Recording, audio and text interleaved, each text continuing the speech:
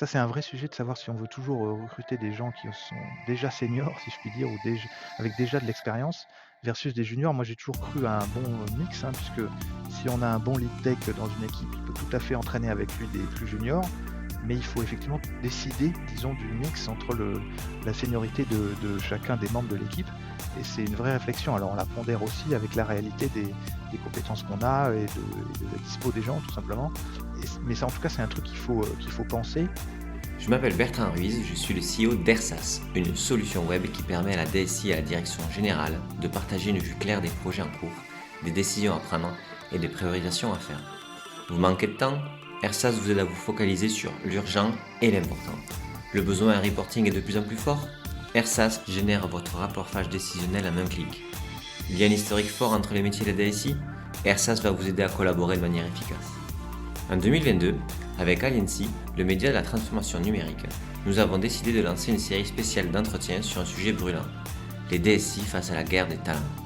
Nous y abordons les besoins et les problèmes des organisations IT en France et les réponses qu'apportent des DSI moteurs de la transformation de leur entreprise. Sur ce, je vous laisse avec ce nouvel épisode, à la découverte de nouvelles façons de faire. Bonjour à tous, je suis ravi aujourd'hui de vous présenter Gilles de Richemont. Gilles qui a été DSI du groupe Accor. Salut Gilles. Bonjour. Alors Gilles, moi j'ai plein de questions à te poser parce qu'on s'était parlé un tout petit peu en début d'année, ça changeait un peu pour toi. Voilà, tu n'es plus DSI d'Accor aujourd'hui, mais tu l'as été pendant quelques années. Est-ce que tu peux nous parler un petit peu de ton expérience? Accor tout le monde connaît, mais qu'est-ce que c'est la DSI Accor? C'était combien de personnes et toi qu'est-ce que tu faisais là-bas? Voilà, tout le monde connaît le groupe. À la fois, tout le monde connaît le groupe, mais il faut rappeler que c'est 35 marques, enfin des marques qu'on connaît très bien qui sont, Novotel, Mercure, Ibis, et cetera. Mais il y a aussi beaucoup de marques plus luxe, par exemple, avec Fairmont, Raffles, Swissôtel, ou il y a des marques lifestyle, donc il y a beaucoup de types de marques. C'est aussi un groupe qui s'est beaucoup transformé ces dernières années et qui a été beaucoup percuté par les révolutions digitales, au moins celles que tout le monde, connaît, c'est-à-dire la distribution en ligne, Expedia, Booking, et le monde du sharing, avec Airbnb et compagnie. Donc c'est des enjeux digitaux importants pour un groupe qui est mondial, hein, qui est installé partout dans le monde. Et même si c'est une boîte qui est d'origine française et qui s'est développée en Europe puis dans le monde, c'est donc un groupe où côté IT, il y avait à peu près 1800 personnes. Une grosse partie de l'IT, en dehors de ce qui fait fonctionner l'entreprise, c'est qu'il y a des enjeux techno qui sont liés à la relation client, au programme de fidélité et à la distribution, évidemment, pour que l'ensemble des hôtels du groupe soient vendus efficacement sur tous les canaux digitaux. Ok. Et donc du coup, toi, tu étais DSI chez Accor et tu avais combien de personnes dans ton équipe et c'était ton mandat durait de quand à quand et c'est quoi les principaux enjeux? Ouais, donc moi j'étais, donc c'est ces 3 dernières années en fait. Moi j'avais un passé plutôt, corporate au transport tourisme, j'étais chez oui SNCF avant. Il y avait dans l'IT, si on compte dans les régions, il y avait à peu près 1 800 personnes, mais qui sont réparties donc dans différents sièges à travers le monde avec des missions, qui vont vraiment du support aux hôtels, y compris de l'infrastructure dans les hôtels puisqu'il y a de l'IT, vraiment local. Il y a des sièges dont le job est aussi de satisfaire les propriétaires de ces hôtels, hein, puisque c'est une chose que tout le monde n'a pas en tête, mais Accor est un prestataire de services pour les hôtels. Il y a des franchisés et il y a des propriétaires pour qui on fait tourner l'hôtel. Et donc le client d'Accor est un propriétaire hôtelier ou un franchisé. Et donc évidemment l'assister dans tous ces enjeux IT et puis aussi convaincre de nouveaux propriétaires de mettre des enseignes Accor sur le fronton de l'hôtel en fait. Et donc les enjeux techno sont une partie de la différenciation de l'entreprise vis-à-vis de ses clients. D'accord. Et donc tu dis qu'il y a 1400 personnes et toi du coup, donc ça c'était toute l'IT du groupe et toi tu étais en responsabilité sur les 1400 alors au niveau groupe ou c'était un petit peu différent et tes équipes on va dire proches c'était combien de personnes? Mes équipes proches, c'était à peu près la moitié, donc à peu près 600 personnes. Il y avait quand même pas mal de prestataires dedans. C'est quand même une entreprise d'une taille certaine et puis alors il y a beaucoup de prestataires dedans puisque le mix était bon varié avec le temps, mais évidemment il y a quand même beaucoup de compétences qui étaient, recherchées sur le marché. Mais à la limite ça fait des équipes mixtes, mais qui restent des équipes, assez homogènes au sens où évidemment dans le modèle où on travaille avec des prestataires, ils sont, avec nous pour mener nos projets. Et les projets étaient quand même essentiellement, enfin les enjeux clés étaient autour de la distribution, de la relation client et du programme de feed qui a été d'ailleurs, refondu, dans cette période-là. C'était lancé juste avant la crise et donc, oui, les enjeux tech pour l'efficacité opérationnelle du groupe quotidien et pour les clients étaient clés, oui. Mais ça m'intéresse énormément dans le sens où, tu vois, si on prend un peu de l'extérieur, bon, d'accord, c'est de l'immobilier. Je grossis extrêmement le trait, hein. Et en fait, en quoi un accord est un groupe tech? Parce qu'en gros, quand tu dis 1400 personnes, 600, 600, 700 de tes équipes, enfin, même si Accor, bien sûr, est une entreprise très grande, mais c'est quand même énormément, énormément de ressources, de capacités à faire. Et toi, tu présentes le fait que Accor a été hyper impacté par deux révolutions, la distribution et le sharing avec un Airbnb. Donc en fait, la technologie, d'une manière ou d'une autre, a complètement changé le paysage du cœur business d'Accor. Et donc du coup, toi, tu considères que la tech est au cœur de la stratégie de Accor. Est-ce que sur ta vision par rapport à ça, et après on ira bien sûr sur les recrutements externes, mais comment ça a impacté la culture de Accor? Qu'est-ce que tu as vu comme changement en interne? Ça s'est étendu sur une durée bien plus grande que ma présence chez Accor, hein, puisque Accor a aussi, s'est inscrit dans une stratégie digitale bien avant que j'arrive et c'est des enjeux au long cours, hein, puisque même si c'est assez brutal et rapide, ça s'étale en fait, quand même sur un certain temps et effectivement, il y a 2 grands enjeux. C'est celui de la distribution qui est arrivé avec le monde digital et le principe d'ailleurs de pouvoir voir l'offre, en l'occurrence d'Accor, mais c'était vrai pour tous les acteurs hôteliers, même pour plein d'acteurs de transport, d'avoir un endroit où je peux voir toute l'offre. Il y a quand même toute une époque où, pour réserver un hôtel, il fallait téléphoner à l'hôtel tout simplement, hein. Enfin, il n'y avait pas un endroit où je pouvais voir toute l'offre hôtelière rassemblée au même endroit. La plateformisation du monde, c'est aussi pouvoir accéder à une offre visible ou centralisée et qui est rendue d'ailleurs souvent un peu homogène, qui a ses avantages et ses inconvénients, à un seul endroit. Et donc ça, c'est pour tout le monde de l'hôtellerie, c'était nouveau de devoir présenter à des clients finaux, hein, et pas à un intermédiaire de voyage qui connaît par cœur l'offre ou qui a des compétences, disons, l'entièreté d'une offre complexe. Et ça a non seulement poussé les groupes hôteliers dans leur retranchement en matière d'offres et de systèmes d'information pour pouvoir exposer cette offre via leurs propres moyens, mais aussi via des intermédiaires, justement comme Expedia, Booking ou tous les acteurs du tourisme. Et ça c'est vraiment quelque chose qui n'existait pas du tout et qui est complètement nouveau. Et puis en plus, la deuxième révolution liée au sharing, là, ça les challenge dans leur offre. C'est-à-dire pas seulement dans le moyen de l'exposer, mais aussi dans la nature de cette offre-là, son positionnement et sa différenciation par rapport à des nouveaux acteurs. Donc ça, évidemment, ça rend les choses à la fois compliquées, mais aussi très stimulantes. Et c'est pas juste une litote, c'est juste pour dire que c'est aussi un marché qui a beaucoup cru, qui s'est beaucoup développé. Et donc même si les groupes hôteliers ont été bousculés par ça, pendant cette période-là, ils ont fait de la croissance aussi, ils se sont développés. Ils ne se sont pas retrouvés, j'allais dire, disruptés par un marché qui leur prend de la valeur et avec un gâteau qui serait le même qu'avant. Comme le gâteau est beaucoup plus gros qu'il n'a été, les groupes hôteliers ont aussi tiré leur épingle du jeu. Parce qu'il faut garder en tête qu'un Expedia et un Booking, c'est des distributeurs qui vendent l'offre des hôteliers. Donc c'est des intermédiaires qui coûtent cher, hein, qui prennent leur com. Mais enfin quand même, ils vendent l'offre. Donc à la fin, ça fait aussi vivre, ou en tout cas ça fait vendre l'offre des hôteliers d'avoir des canaux de ce type. Donc c'est beaucoup moins manichéen que ce qu'on pourrait croire, quoi. Ok, ça me va. Et du coup, par rapport au point, tu sais, même si bien sûr tu t'intègres dans une transformation qui était avant que tu arrives et qui continue, comment tu perçois, c'est quoi ton feedback sur une entreprise où la tech devient, même si elle a tiré son épingle du jeu par à la croissance des gens comme Booking, etc., qui devient quand même de plus en plus prégnante dans le cœur du business de cette entreprise? Bah, c'est un changement culturel qui est pas très facile, hein, puisque justement, Accor est pas non plus une boîte tech, au sens où son objet social n'est pas fabriquer de la tech, évidemment. Son objet social, c'est d'accueillir des clients, enfin, c'est d'être hôtelier, mais simplement, c'est une compétence ou c'est une capacité qui est beaucoup plus clé maintenant, évidemment, que par le passé. Donc, ça nécessite de s'organiser et d'avoir des compétences humaines et tech qui n'étaient pas utiles de maîtriser dans le passé. Ça nécessite de s'entourer et de s'intégrer dans un écosystème aussi, puisque pour reprendre l'exemple de la distribution, il faut s'intégrer dans un écosystème et on n'est pas du tout acteur tout seul. Personne n'est tout seul disons dans une verticale ou dans ce qu'il fabrique. C'est aussi beaucoup pour s'interconnecter aux autres. Et ça, c'est un enjeu qui oblige à bouger au sens où on doit être beaucoup plus ouvert aux besoins de l'écosystème dans lequel on est. Et ça veut dire justement leur présenter des API, leur présenter des prises, le moyen d'utiliser l'offre ou de se connecter à l'offre ou de se connecter à l'entreprise en général, sans que celle-ci maîtrise de bout en bout l'ensemble de la stack ou de l'expérience client. Ça consiste vraiment à s'intégrer aussi dans les offres des autres. Et ça, c'est un exercice qui est nouveau aussi, qui est pas très facile. Alors c'est vrai aussi dans plein d'industries. Est-ce que tu penses que ça, donc c'est l'entreprise plateforme, est-ce que tu penses aussi que c'est une remise en cause historique en fait du fait que on peut tout faire mieux tout seul? Oui, ça complètement. Et ça a changé, mais pas seulement dans l'hospitality, hein, vraiment dans, je pense que, mais c'est assez récent en fait, hein. C'est que c'est vraiment l'avènement des API et le fait que les enjeux-là soient assez matures, qui fait que tout le monde a compris que, il vaut mieux à la limite un écosystème innovant, avoir des idées et s'en servir, plutôt qu'espérer les réaliser tout seul. Donc, s'ouvrir à l'innovation des autres et en profiter en fait, c'est sûrement plus efficace que d'espérer innover tout seul, en fait, et d'avoir les bonnes idées tout seul. Mais ça, c'est super récent, hein, je pense. Même les techs, hein, eux-mêmes, dans les entreprises, avaient tendance à dire: «Mais ça, je sais le faire. Mais moi aussi, nous aussi, on peut le faire».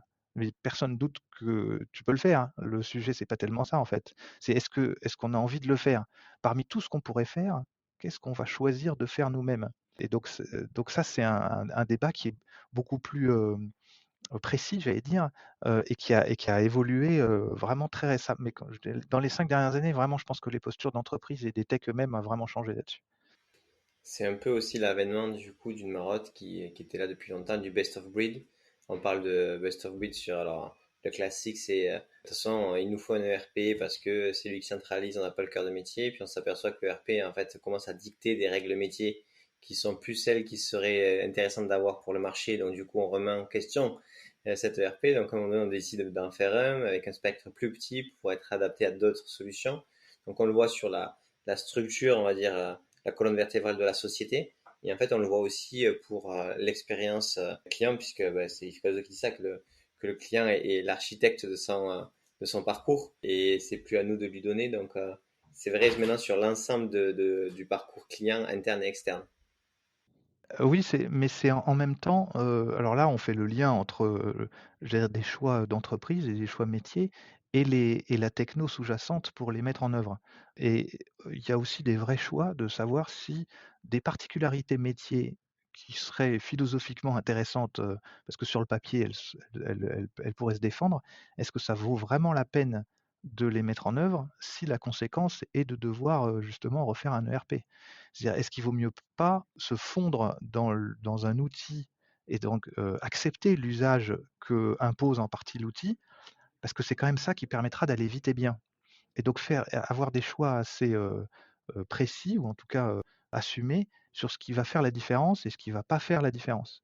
Parfois, accepter, j'allais dire, de se fondre dans l'usage proposé par un outil sur étagère, parce que ça permet quand même d'aller beaucoup plus vite et d'être beaucoup plus sécure aussi sur la pérennité de ce qu'on développe. Donc c'est des vrais choix qui sont aussi liés à justement la différenciation qu'on va avoir sur son marché. C'est-à-dire se payer le luxe, si je puis dire, de se fabriquer un système original. Il faut vraiment être sûr, en tant qu'entreprise, qu'on va faire la différence et que ça va être un vrai différenciateur auprès du client, pour conquérir des parts de marché ou se développer. Et donc, du coup, quand on a autant de capacités à faire, alors j'imagine on est toujours sous l'eau, hein, c'est pas la question, mais est-ce qu'il ne devient pas de plus en plus difficile de prioriser ces opportunités-là et aussi de gérer en fait les opportunités qu'il faut ou pas surtout faire en dehors des risques, on va dire, les plus partagés dans l'entreprise? Si, bien sûr, hein, puisqu'on a en fait, comme toujours, en tout cas, je n'ai fréquenté que des entreprises qui étaient dans ce cas-là, où on a toujours plus d'idées que de moyens pour les réaliser. Cette difficulté de priorisation, elle est permanente et de haut en bas de l'entreprise.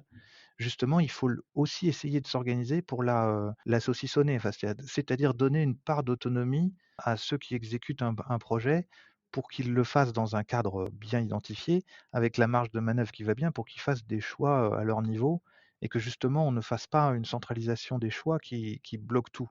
Donc c'est pas facile du tout, hein, mais c'est ce qui permet quand même de donner un peu de souplesse à tous les bons niveaux de l'entreprise. Et donner ce cadre, c'est un vrai job, ou en tout cas c'est une vraie difficulté, justement pour que l'autonomie, elle soit bien exercée, ou que justement les choix qui sont faits soient dans 9 cas sur 10 les bons, au bon niveau. Mais ça, c'est effectivement, c'est facile à dire, hein, ou en tout cas on le conçoit assez facilement, mais l'exécuter, et le manager de cette manière-là, c'est-à-dire que l'ensemble de la chaîne des acteurs impliqués dans ce cadrage et dans l'exécution de ces choix soit au bon niveau, ça c'est vraiment très compliqué. Enfin, c'est ça qui est le plus délicat dans les grosses organisations.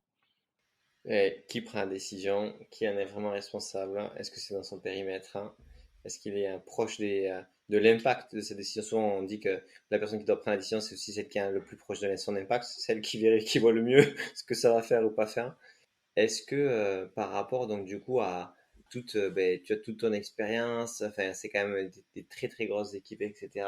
Et des enjeux donc de rapidité, de changement voilà, j'imagine de changement de legacy, de créer, d'aller sur le marché vite mais aussi fort parce que le flux à adresser, c'est pas un petit POC pour 10 personnes. Est-ce que du coup ça tend vers une inflation sur les recrutements de juste seniors et du coup une inflation de la masse salariale et ou des prestataires? Et est-ce que tu avais vu une différence, en fait, que les personnes qui arrivaient chez toi, ils étaient enfin, t'étais en concurrence avec des GAFA ou autres, ou non, pas encore à ce niveau-là?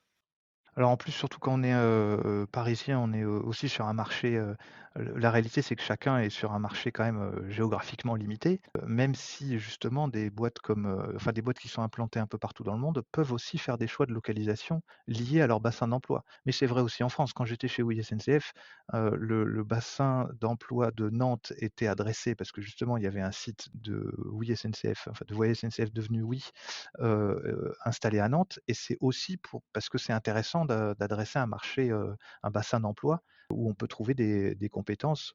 Je ne sais pas si on peut dire plus facilement qu'à Paris, mais en tout cas, ça varie les endroits où on peut trouver des compétences. Et ça, c'est vrai pour les entreprises multinationales, ça peut être vrai aussi au niveau international. Ça, c'est un vrai sujet de savoir si on veut toujours recruter des gens qui sont déjà seniors, si je puis dire, ou avec déjà de l'expérience, versus des juniors. Moi, j'ai toujours cru à un bon mix, hein, puisque si on a un bon lead tech dans une équipe, il peut tout à fait entraîner avec lui des plus juniors, mais il faut effectivement décider, disons, du mix entre la seniorité de chacun des membres de l'équipe, et c'est une vraie réflexion. Alors on la pondère aussi avec la réalité des compétences qu'on a et de la dispo des gens, tout simplement. Mais ça, en tout cas, c'est un truc qu'il faut penser. Est-ce qu'on est en concurrence avec les startups ou les GAFA? Moi, je pense que dans la vraie vie, non. Au sens où quand un tech a envie d'aller bosser dans une startup, en effet, il y a peu de chances qu'ils tombent dans un groupe du CAC. Et donc, les groupes du CAC, ce qu'ils ont à faire valoir, c'est pas les arguments que des startups, en fait. Donc, chacun a quand même des choses à faire valoir auprès des candidats. Il faut être conscient de ses forces et ses faiblesses pour mettre en avant ses forces, évidemment, mais ça dépend aussi de ce qu'a envie de faire le recruté aussi, hein, le candidat. Il y a des super trucs à faire dans les grosses boîtes qui ont quand même des moyens et du temps souvent. Évidemment, du coup, quelquefois, c'est dans un cadre un peu plus compliqué, un peu plus rigide, mais qui peut être plus sécurisant. Enfin voilà, il y a aussi une question d'étape de vie de chacun et de la préférence qu'il a au moment où il cherche un job.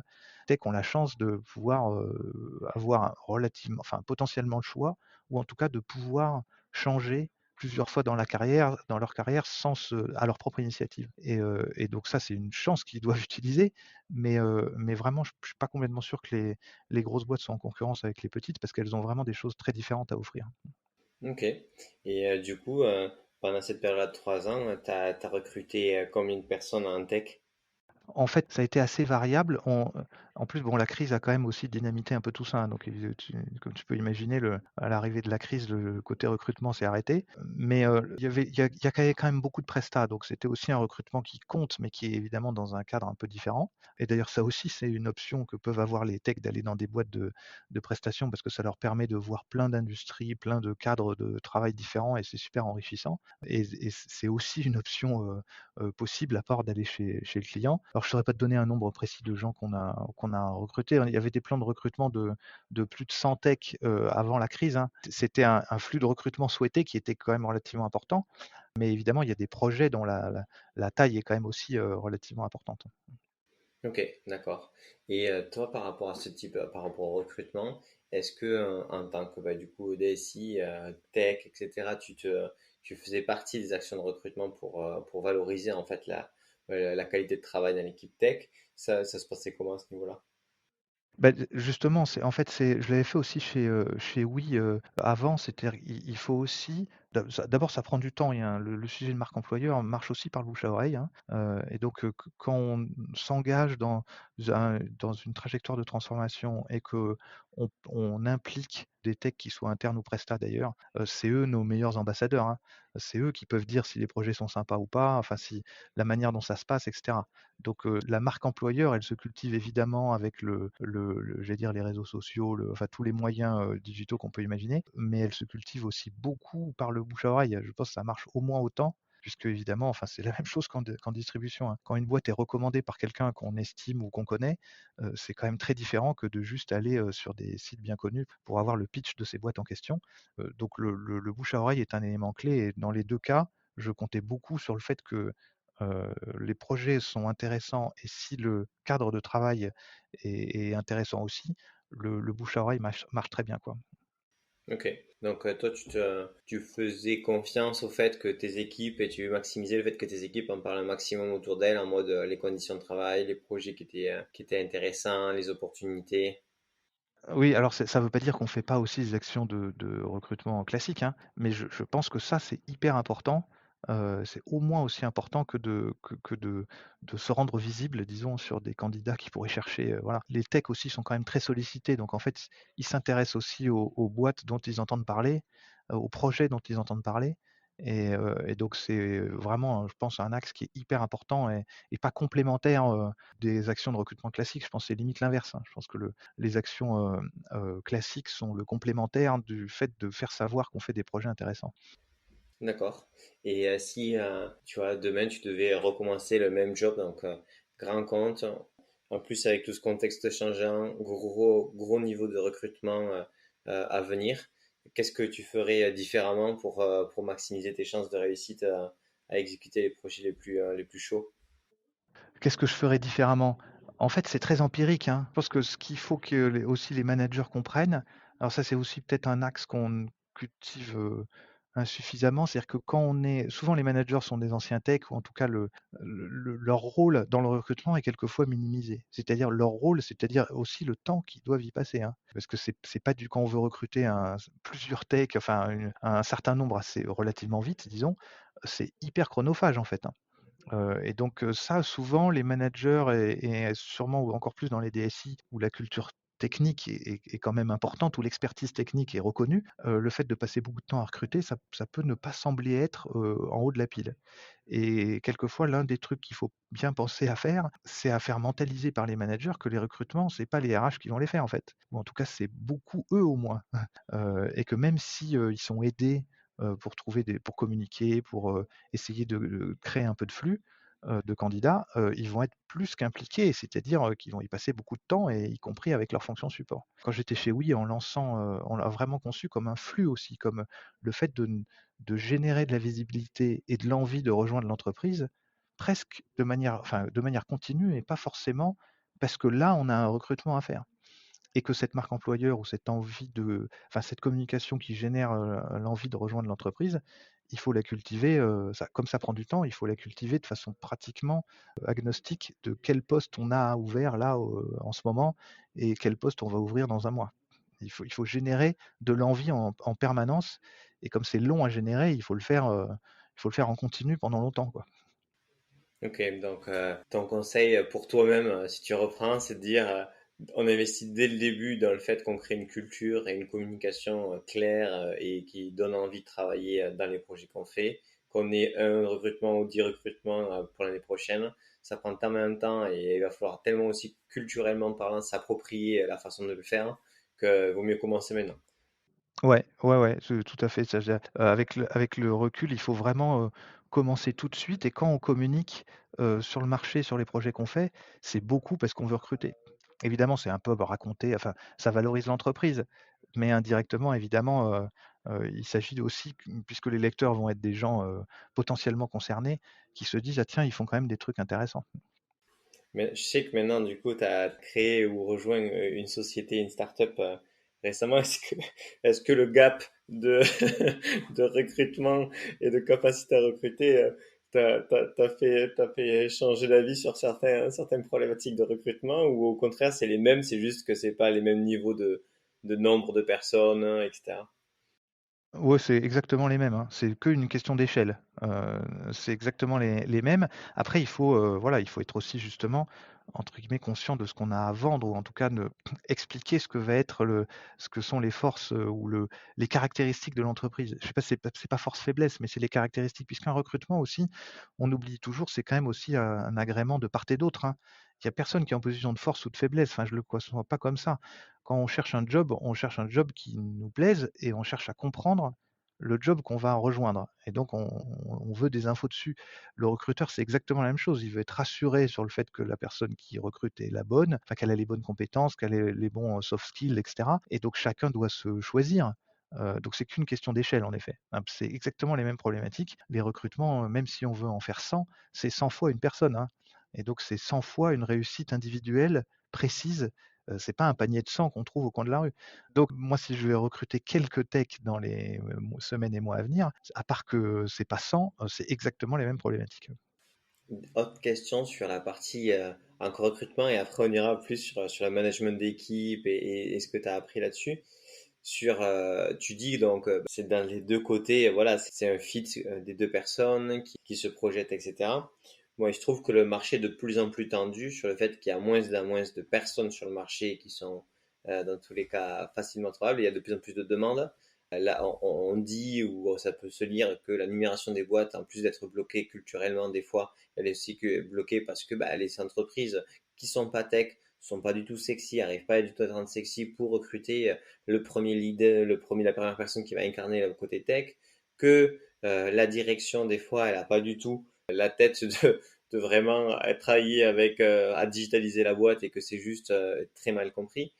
Est-ce que tu penses pas aussi que ces recrutements, les techs, en fait, ils ont envie de rejoindre des boîtes tech et pas des boîtes qui vont commencer à le devenir?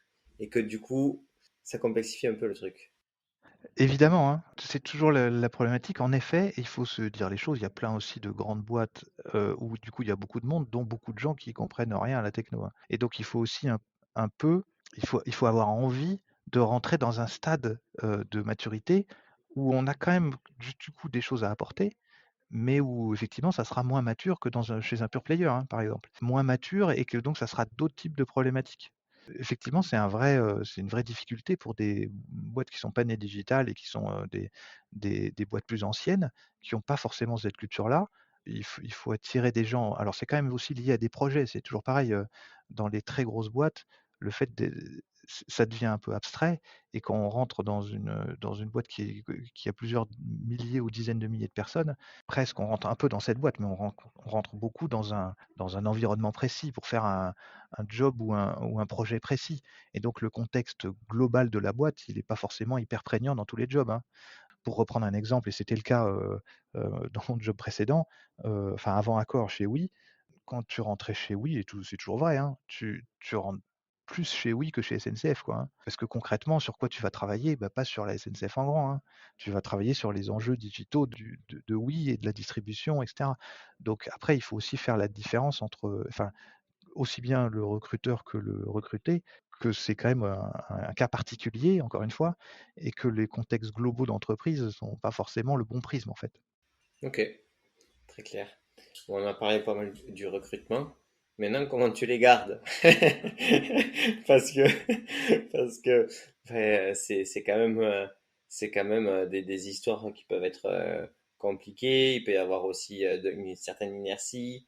Les techs peuvent être aussi frustrés que on est dans une culture de l'agilité, de la rapidité, du test. Enfin, on a, indépendamment, je parle du tech, on a l'impression que c'est un épouvantail, mais c'est juste que c'est des cultures tellement différentes en termes de être d'agilité, de temporalité de test, de feedback utilisateur, que quand ça c'est pas mis en place vraiment, ça peut être extrêmement frustrant pour des équipes hein, et donc du coup avoir aussi des clashs qui font qu'en fait les personnes se rendent compte que c'est pas forcément adapté pour eux. Comment toi tu as réussi à le gérer ça ou c'est quoi les difficultés que tu as eues?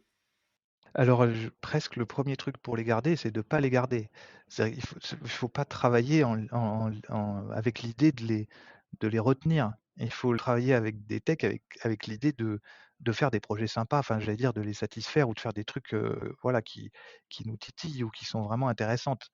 L'autre truc, c'est pas les garder au sens, moi j'ai plusieurs fois poussé ou facilité, la mobilité de gens qui étaient très bons autour de moi, parce qu'ils te le rendront. Enfin, je veux dire, en tout cas, c'est pas en les enchaînant à leur bureau que ça va bien se passer et que ça va être positif. Et alors j'avais aussi des managers qui étaient super bons autour de moi et qui savaient ça faire ça, mieux que moi même, mais qui c'est-à-dire anticiper l'avenir. Quand on a quelqu'un qui est super bon, il faut s'occuper de savoir quel va être son succession plan, quoi.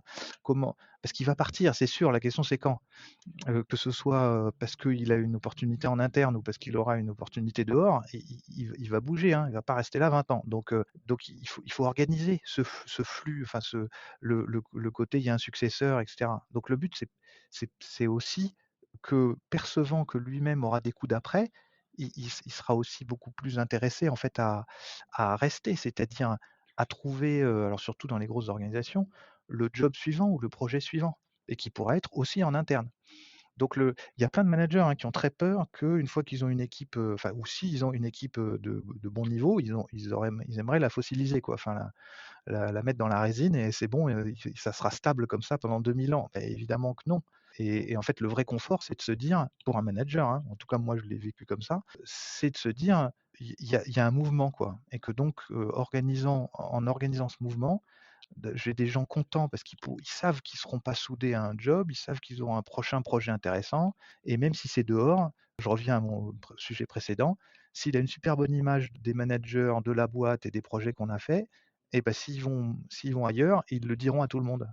Et donc s'ils sont, embarqués ailleurs, ils diront aussi aux gens chez qui ils sont que ceux qu'ils ont trouvés en arrivant, ils pourraient leur dire de venir chez nous. Je me souviens d'une fois où il y avait d'ailleurs une RH qui était inquiète parce qu'on faisait des interviews avec avec des techs dans la presse et donc forcément, j'allais dire, bah, il y avait leur nom et que n'importe quel recruteur qui lit l'article peut se dire: «Ah tiens, lui, il a l'air bon, je vais l'appeler». Et donc mon idée encore une fois, ça n'est pas de l'empêcher de parler à la presse parce que j'ai pas envie que qui que ce soit connaisse son nom et donc puisse l'appeler. Et donc c'est le contraire, hein, c'est que peut-être lui il partira, mais je vais aussi en attirer 3 autres, hein. Ok, donc tu te positionnes pas dans une position défensive. Tu es plutôt dans une logique plutôt de conquérant, dans le sens où tu es sûr de toi, de l'équipe que tu construis et qu'elle va te donner envie. Plus les gens vont se réaliser, que ce soit en interne ou en externe, plus ça sera, plus tu auras du flux qui permettra de continuer à travailler comme ça. Exactement. Alors il y a un autre truc que je voulais dire qui est hyper important et qui se rapporte au début de notre conversation, c'est que quand tu recrutes, il faut aussi dire la vérité. C'est-à-dire, il faut pas survendre. C'est-à-dire, évidemment, il faut tu présentes toute l'entreprise et les projets, j'allais dire positivement, mais il faut pas cacher la misère. Il faut pas, parce que tout le monde sait très bien que dans toutes les boîtes, il y a du legacy, il y a des difficultés. Enfin, j'adore dire que en physique, le travail, c'est quand ça résiste, c'est-à-dire que ça crée de la chaleur et la définition du travail, c'est la résistance. Et donc là, c'est pareil, c'est que quelqu'un sera content quand il arrivera aussi dans une boîte et que ce qu'on lui aura décrit correspond à ce qu'il trouve. Si tu lui présentes une entreprise merveilleuse, agile, enfin tout en rose, et que quand il arrive, il découvre un fonctionnement totalement différent, un legacy horrible, etc., ben c'est mort en fait. Donc il vaut mieux avoir un peu plus de mal à recruter, c'est-à-dire trouver la bonne personne qui a envie, qui a compris ce qu'on attend d'elle et qui a envie de venir dans les conditions réelles que tu lui as décrites, quoi. Non, mais c'est top. En fait, c'est intéressant parce que à t'écouter, il y a aussi une autre façon de concevoir les choses. Souvent, on peut avoir, tu vois, c'est la propriété, c'est cacher les choses pour un peu vivre heureux, vivons cachés. Plus on restera comme ça, plus ça durera. C'est aussi un peu, tu vois, l'idée des anciennes DSI, on fait le projet de notre côté, on l'a donné, ça correspondait au cahier des charges, c'est plus notre problème. Alors que du coup, il y a tout un changement qui est lié à cette culture de l'ouverture. Moi, j'aurais même tendance à dire à l'open source, tu vois, c'est-à-dire le fait qu'on est vraiment plutôt dans une collaboration continue et l'open source, c'est plutôt une dictature collaborative parce qu'il y a quand même un maître du repo tout en haut, mais les gens peuvent collaborer, proposer et s'ils sont pas contents, peuvent partir, peuvent forker s'il faut, etc. Et on retrouve en fait des comportements un peu similaires dans ce que tu dis et je trouve ça intéressant. Et du coup, une des parties qu'on n'a pas abordée qui peut peut-être continuer dans ce sens-là, c'est au niveau donc du coup de la façon dont on mène des projets. Tu parlais donc des décisions, de garder les bons centres de décision au bon niveau hiérarchique pour pas complexifier. On le conçoit bien, comme tu as dit. C'est plus compliqué, tu l'as dit aussi, en exécution. Qu'est-ce que tu as essayé de mettre en place pour que les gens arrivent à trouver cette place-là et savoir si oui ou non ça va te prendre la décision, à quel moment il faut la faire remonter. Comment tu challengeais ça et comment tu as réussi à faire grandir tes équipes là-dessus? Oui, oui, autant qu'elles m'ont fait grandir aussi, hein, puisque c'est toujours l'histoire. En fait, je pense vraiment, hein, que ce dont tu décris, c'est qu'un enjeu managérial et avec un point clé qui est issu de mon expérience, c'est qu'un manager, accepte d'assumer une décision qu'il n'a pas prise. C'est-à-dire quand tu donnes de l'autonomie à une équipe, tu la donnes parce que tu as donné suffisamment de cadre, logiquement, pour que, 8 ou 9 décisions sur 10 soient bonnes. Mais évidemment, en tant que manager, qu'est-ce qu'on va t'escalader à toi? Bah, c'est la décision ou les 2 décisions mauvaises, hein, puisque quand elles sont bonnes, tu en entends pas parler et c'est le but d'ailleurs. Par contre, quand ça se passe mal, évidemment, tu en entends parler. Donc si ta réaction au moment où ça se passe mal, c'est de reprendre du contrôle, et bah, tu bloques les 8 bonnes décisions qui ont été prises jusqu'à maintenant sans toi. Mais par contre, c'est très difficile d'accepter de se retrouver à être exposé, à justifier enfin, quelque chose qui a été décidé, à tort ou à raison, mais en tout cas qui pose un problème. Mais pourtant, c'est ça le nœud de l'affaire. C'est que chaque niveau hiérarchique, ou en tout cas chaque manager, donne ce confort à l'équipe aussi que la conséquence d'une mauvaise décision ne va pas être de se faire passer au lance-flamme, parce que ça, sinon, il n'y aura plus jamais de décision prise sans toi. Mais c'est difficile au sens pour moi, c'est ça le changement et la difficulté, elle est là, hein. Et plus on est dans un grand groupe, plus c'est évident que cette difficulté est là. Puisque à chaque fois qu'on parle d'agilité, que d'ouverture de la DSI qui veut pas prendre un cahier des charges et le rendre en disant: «Je suis perché, j'ai fait ce que tu m'as dit», c'est pas uniquement parce que les DSI je sais pas, étaient pas malines, de dans le passé, hein. C'est juste qu'à force aussi de se faire taper sur les doigts ou à force de, relations conflictuelles, tu finis par te protéger et donc tu fais super gaffe. Ta première préoccupation, c'est de ne pas te faire engueuler et donc ça nécessite aussi que les métiers dans un monde digital ne considèrent pas du tout la DSI comme un guichet à qui on demande quelque chose. L'un des grands trucs qui est à promouvoir dans un grand groupe, c'était vrai dans toutes les boîtes que j'ai fréquentées, c'est justement de comprendre que les techs sont des partenaires business, peuvent avoir un avis sur le produit, sur le business, sur la différenciation, enfin ou sur l'UX, UI et cetera. Ils sont pas là juste pour coder, réaliser ce qu'on leur a dit de faire. Ils sont partie prenante avec leur œil d'expert, en matière de tech, mais ils sont partie prenante de la conception du produit auquel ils participent. Et donc ça aussi, c'est un changement culturel qui est hyper important. Souvent, on demande aux DSI de devenir plus agiles ou plus impliqués, mais il faut reconnaître ce rôle aux tech. Et donc, ne pas répondre à un tech qui challenge quelque chose, non mais ça, c'est pas ton problème. Toi, ton problème, c'est de coder ce qu'on t'a demandé de coder et plutôt vite parce que c'est lundi prochain, tu vois? Et il faut et ça aussi, c'est une posture, hein, qui est pas forcément évidente dans l'habitude qu'on a eue ou qui est encore hyper présente, hein, même si, même j'allais dire même pour les jeunes, d'avoir un travail, séquentiel, très, je conçois, je file un cahier des charges, tu le fais et après je le teste, quoi.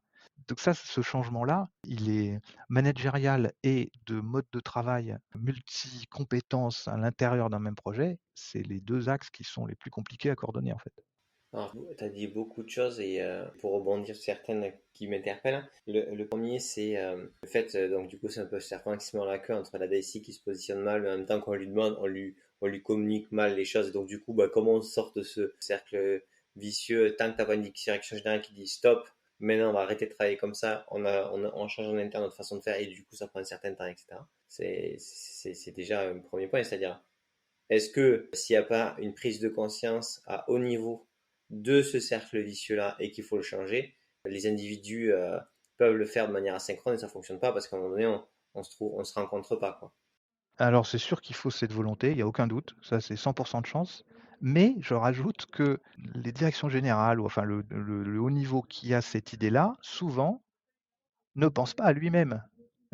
Il pense, les directions métiers où Pierre-Paul Jacques doit changer. Mais il ne pense pas que lui était peut-être même à l'origine de ces blocages ou de ce fonctionnement, pas idéal. Et donc ça commence par soi-même et ce qui est toujours plus compliqué évidemment. Moi je pense que souvent justement c'est conçu comme il y a un petit côté, une injonction: «Vous devez changer».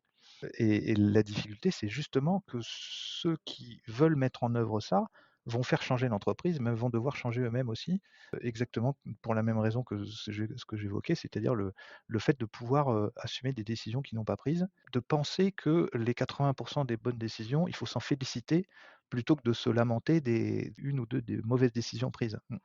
Et sur la question, tu sais, des décisions, et donc du coup de leur niveau de à quel moment, alors du coup, tu as donné l'argument qui était de dire, bah, en fait, les gens ne prennent pas de décision parce qu'une ou deux fois, ils se sont fait engueuler quand ils en avaient pris de mauvaises, alors qu'ils en avaient pris plein de positives, et donc du coup, ça leur a fait, ça leur a coupé toute envie de se remettre en agir dans des décisions, etc. Très, ouais, ok, ça c'est un des arguments qui limite. Après, moi, ce que je vois aussi, c'est que les gens, ils sont. Toi, tu es dans une dynamique de flux où tu te dis, bon, déjà, t'as fait ta bosse hein, en termes de job, en termes de réseau, etc. Et donc, du coup, tu es dans une logique, si on me vire ou autre, je retomberai sur mes pattes. Je suis dans une logique, tu vois, de. Voilà, où ça va toujours bien se passer pour moi, etc. Il y a quand même beaucoup de gens qui sont aussi encore dans des logiques de stock, du style, ben, en gros, c'est mon premier job, c'est mon second job, si je me fais virer au bout d'un an. En gros, le meilleur gain risque, ratio risque volonté, c'est plutôt de pas trop faire de mou. Et donc, c'est pas du tout intéressant à leur niveau de prendre ce genre de risque en prenant des décisions. Même en dehors du fait qu'ils vont se faire taper sur les doigts si c'est en train de mauvaise. Et ça, est-ce que tu penses pas aussi que c'est aussi quand même une position des personnes et tout le monde n'a pas envie, tu vois, d'assumer des décisions, de se mettre en danger par rapport à ça, etc. Et c'est normal aussi. Tout à fait. Alors je pense premièrement, cette espèce de réflexe de protection, c'est-à-dire si je décide rien, je risque rien ou un truc comme ça malheureusement ça existe de haut en bas de la boîte, hein. Et alors on a toujours l'impression que peut-être que plus on est haut, plus on a quelque chose à perdre, peut-être, mais en tout cas oui, il y a une question de mindset. Enfin, mais après si on revient dans la population dont on parle, c'est-à-dire majoritairement des techs, s'il y a bien un domaine sur lequel je vais dire, dans une certaine mesure, ils n'ont pas forcément à s'inquiéter de dire: «Est-ce que je vais trouver un job?» C'est bien eux, hein. Donc ça existe, hein, parfois, mais on peut être aussi raisonnable au sens, avancer progressivement. C'est vrai aussi que il faut aussi rester un peu humble au sens où partager des idées, donner son avis, il faut le faire et il faut que les conditions managériales le permettent. Maintenant après, il faut reconnaître aussi que, selon, l'expérience qu'on a, l'âge qu'on a, le recul qu'on a, on peut avoir des idées plus ou moins bonnes. Donc il faut se sentir à l'aise de pouvoir les exprimer, mais il faut aussi, considérer comme possible qu'elles soient partenues et que du moment qu'on a l'explication, voilà. Le fait d'être sûr de soi, ça vient aussi un peu avec le temps et quel que soit le niveau qu'on a, on gagne entre guillemets, on gagne pas tous ces arbitrages. C'est-à-dire que il faut accepter le principe aussi que même si on a raison, on va peut-être prendre la collecter ou l'entreprise va prendre des décisions différentes. Et en particulier souvent, enfin en tout cas moi je l'ai vécu comme ça, souvent quand les choix sont mal compris, c'est aussi beaucoup parce que tout le monde ne met pas le même poids ou la même priorité, à ce qui doit être, est-ce que le plus important c'est le temps, le chiffre d'affaires, la SAT client ou et donc évidemment on n'a pas les mêmes décisions si on met, les critères dans un ordre différent. Et l'entreprise peut tout à fait par exemple avoir un raisonnement financier un peu plus court terme qui va agacer, une partie des équipes. Elles auront pas tort, mais après au bout d'un moment, quand on est dans une entreprise, on est aussi dans une communauté humaine qui doit s'aligner, quoi. Et donc, ça sert à ça, hein, quand même. Le management ou le fait de poser des arbitrages, par définition, quand ils sont un peu délicats, c'est qu'ils vont pas satisfaire tout le monde, quoi. Donc il faut accepter de s'aligner ou enfin de se mettre un peu en pack de rugby, quoi, et pousser dans le même sens. Bien sûr. Alors, il y a deux choses que je voulais te poser. Premièrement, c'est est-ce que tu penses que, donc, du coup, dans les équipes, le fait de sentir, en le disant, ça paraît bête, hein, mais de sentir qu'ils font partie des décisions, ils peuvent en prendre, ils pèsent dans les décisions, leur donne, donc, on parlait de la guerre des talents, une capacité aussi à se sentir bien dans les projets. Donc, du coup, si tu resté, même si tu disais que on fait pas ça pour ça, mais ça donne ça. Et le second point, qui est que à partir du moment où tu as envie de participer à des décisions, etc., tu as aussi besoin de toi en tant qu'individu, alors soit dans un accompagnement ou non, dans tous les cas de grandir dans le fait que c'est pas parce que tu donnes ton avis que celui-là va être considéré de la même manière que quelqu'un qui a plus d'expérience, que la personne d'à côté, ou que même il va être suivi. Et c'est quand même des choses qui sont très différentes, dans le sens où les gens peuvent avoir cette tendance-là en groupe, parce que ben, on fonctionne malheureusement des fois tout le temps comme ça. Oui, et donc ça après c'est que c'est toujours pareil, il n'y a que des cas particuliers, hein, mais en cela le talent des managers est important, hein. C'est-à-dire la manière de faire grandir des équipes, c'est-à-dire en fait avoir eux-mêmes la bonne posture qui permet de prendre les bonnes idées et je pense que il faut qu'eux-mêmes soient persuadés en tout cas moi je le suis, c'est que quelquefois, la bo i en fait laisser s'exprimer, ça permet aussi d'intercepter, si je puis dire, la bonne idée qui venait pas forcément de la personne auquel on s'attendait, mais ça serait dommage donc qu'elle ne s'exprime pas. Et de l'autre côté, il faut que tout le monde soit bien conscient que, s'exprimer 3 fois et ne peut-être pas avoir gain de cause, c'est pas, ça peut être aussi un peu normal, selon les contextes, quoi, et que c'est toujours pareil, l'entreprise étant donc une somme de enfin, étant une collectivité, quoi, on a les mêmes dissensions que dans toutes les collectivités possibles et imaginables, c'est-à-dire le fait de et donc le temps qu'on prend à s'aligner, c'est pas du temps perdu. Il y a aussi pas mal de quelquefois dans des fonctionnements d'entreprise, la réunion qui s'éternise ou quand on ergote sur quelque chose, ça peut être perçu comme une perte de temps et ça peut être aussi nettement perçu comme un moment important pour s'aligner et que chacun ait pu s'exprimer et que même si on n'adhère pas au choix qui est pris, à la limite, on comprend pourquoi il a été pris, on comprend le rationnel qu'il y a derrière et donc après c'est parti, quoi.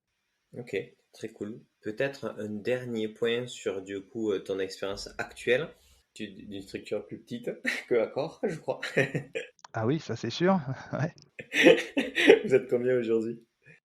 Là, on est 3 associés et on va être, 5 là, voilà. Donc là, c'est tout petit, ouais. C'est un projet hyper early donc évidemment, on est tout petit pour l'instant. C'est top ça. Et donc du coup, tu vois, DSI, la guerre des talents, donc là, c'est toi qui recrutes les techs en one-to-one et qui crée ton équipe. Vous êtes combien de techs maintenant? Un, 2, 3. On va être 3 au mois de janvier, mais oui, pour l'instant, j'allais dire, on part de 1. Et c'est toi qui allais chercher les autres. C'est des personnes que tu connaissais déjà? Oui, alors il y a un des associés, hein, après on a tous un peu un background plus ou moins tech et moi j'ai navigué dans ce monde-là depuis des années, donc voilà, mais je suis pas forcément un dev d'origine. Il y a un des associés qui est plus, tech, j'allais dire d'origine. Après oui, alors je pense qu'au début on aura en fait, j'en sais rien, j'allais dire, hein, mais logiquement comme en lançant et en démarrant, on va aussi sûrement plus intéresser initialement ceux qui nous connaissent déjà que des gens qu'on connaît pas, j'allais dire. Mais il y a une des premières personnes avec qui on va probablement travailler en janvier qui vient de l'école 42 d'ailleurs et qu'on connaissait pas avant, hein, spécialement. Donc c'est un mix des 2 et je pense que c'est important d'ailleurs aussi que ça soit pas que, des gens, enfin de mixer un peu ces différentes origines, ces différentes expériences et ces différents âges. Voilà, pour qu'il y ait de la mixité dans toutes les caractéristiques de tous ceux qu'on recrute. Pas seulement hommes-femmes, mais enfin vraiment un alliage un peu différent. Voilà. Mais après ça, oui, on va le développer au fur et à mesure. Alors autant qu'on peut, au sens où, encore une fois, quand on recrute, on cherche toujours à faire un alliage un peu de gens différents, mais aussi de ceux qu'on arrive à recruter, quoi. Exactement. Mais c'est top de voir cette transition grand compte et aujourd'hui entrepreneur, start-upper, c'est top, hein. Franchement, félicitations aussi pour la prise de risque, l'énergie que ça doit te consommer aussi de te lancer là-dedans, hein. C'est top. Ouais, mais pour reprendre ce que tu disais, je pense qu'il y a aussi une histoire de mindset d'origine, si je puis dire. Moi, j'étais entrepreneur il y a longtemps, hein, mais quand tu disais, est-ce que ça soit dans des grandes ou des petites boîtes, quand tu disais, mais moi, j'ai plutôt envie de protéger mon précaré parce que, entre guillemets, j'ai peur de me faire virer ou je sais pas quoi, tu ne prends pas du plaisir, à mon avis, dans le boulot si tu as toujours peur de ça, en fait. Et d'ailleurs, moi, j'ai toujours travaillé dans les boîtes dans lesquelles je travaillais pour, j'allais dire, pousser mes idées. Alors évidemment, ça peut plus ou moins réussir, mais si tu le fais pas juste parce que tu as peur qu'on te dise non ou qu'à la fin on t'explique que la stratégie a changé et que donc celle que tu as défendue n'est plus d'actualité, oui, c'est un risque évidemment, mais moi ce qui m'intéresse aussi, c'est justement de faire avancer une entreprise dans le sens qui me paraît le bon, et à la limite qu'elle soit grande ou petite, c'est toujours vrai. Et donc là, ce que je trouve passionnant, c'est moi je prends pas le job que je démarre là, même s'il y a plein de gens qui m'ont dit: «Tu es un grand malade parce que tu as des belles cartes de visite et des belles rémunérations évidemment et donc quelle idée de se lancer dans un truc aussi risqué. Moi je trouve que c'est hyper passionnant et c'est hyper stimulant. Et quand même, vu le temps qu'on passe à travailler, s'il n'y a pas cette composante-là, c'est follement triste. Et est-ce que tu penses, et je pense qu'on va finir là-dessus, on s'écarte un peu du sujet, mais ça m'intéresse énormément. Est-ce que tu penses que les DSI seront les futurs CEO? C'est blanc ou noir ma question, et tu vois, c'est un peu provocateur, mais Oui, mais pas tout de suite. ouais, oui, mais pas tout de suite, on est d'accord. Parce que du coup, tu vois, si on prend les États-Unis, les gens qui ont un background tech à la tête des boîtes, c'est énorme. Oui, mais c'est quand même beaucoup des pure players, des boîtes récentes. Alors, pure player et boîte récente sont deux choses différentes. Oui, mais je suis d'accord, mais enfin, boîtes récentes, qui peuvent être, enfin, liées au monde digital. Je veux dire, le CEO de Boeing, c'est pas le DSI de Boeing. Les boîtes qui sont des boîtes industrielles, je vais dire legacy au sens, pas au sens péjoratif, hein, au sens, qui ont 50 ans ou 100 ans, qui ont un historique, elles sont pas du tout dans cette, dynamique-là. Après les boîtes qui sont des pure players dont l'objet social est de faire de la tech, souvent d'ailleurs dans les fondateurs, si ce n'est le fondateur était lui-même un tech, donc évidemment ça change le prisme. Mais je pense que c'est pas du tout impossible, mais ça sera pas tout de suite, que des boîtes plus anciennes, au fur et à mesure de leur transformation, amèneront des anciens tech à la tête de boîtes plus legacy. Mais je pense que c'est encore nettement trop tôt. Mais oui, il y a un effet de génération, il faut se dire les choses. Il faut à la fois un peu laisser du temps au temps et une question de génération. Ouais. Bon, mais j'espère que vous avez kiffé ce podcast. Comme toujours, n'hésitez pas à le partager sur LinkedIn, à le partager à vos collègues, chefs de projet IT, DSI. Ça nous aide toujours à trouver de nouveaux des DSI toujours plus intéressants. Et écoutez, ciao!